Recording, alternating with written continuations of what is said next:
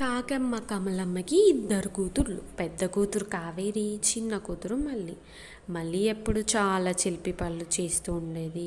ఎప్పుడూ అమ్మతోనే ఉండి వంట రూమ్లో సహాయం చేస్తూ ఉండేది. అయితే ఒకరోజు మళ్ళీ ఆడుకొని ఇంటికి వస్తుండగా బజార్లో చాలా రాఖీలు చూస్తుంది. ఆ రాఖీలు చూసి బాధపడుతుంది. అయ్యో, నాకు అన్న లేడే రాఖీ కట్టడానికి అని చెప్పేసి దిగులుగా ఇంటికి వచ్చి కాకమ్మ కమలమ్మతో, అమ్మ ఈరోజు రాఖీల పండుగ కదా, అందరు రాఖీలు కట్టుకుంటున్నారు, నాకేమో అన్నయ్య లేడు రాఖీ కట్టడానికి అని చెప్పేసి బాధపడుతుంది. కమలమ్మ, అమ్మ, రాఖీ అన్నయ్యకే కట్టాలని రూల్ ఏం లేదు, మనకు తోడుగా ఎప్పుడు మనల్ని రక్షిస్తూ ఉన్న వారికి రాఖీ కట్టచ్చు, నువ్వు వెళ్ళి మీ అక్క కావేరికి కూడా రాఖీ కట్టచ్చు అని అంటుంది.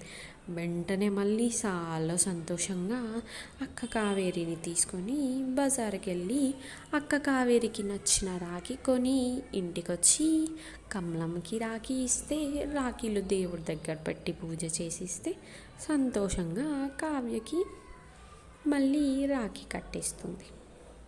ఆ రాఖీల పండుగ చాలా సంతోషంగా ఉంది మల్లికి. ఎందుకంటే అక్కకి రాఖీ కట్టింది కదా, అందుకని.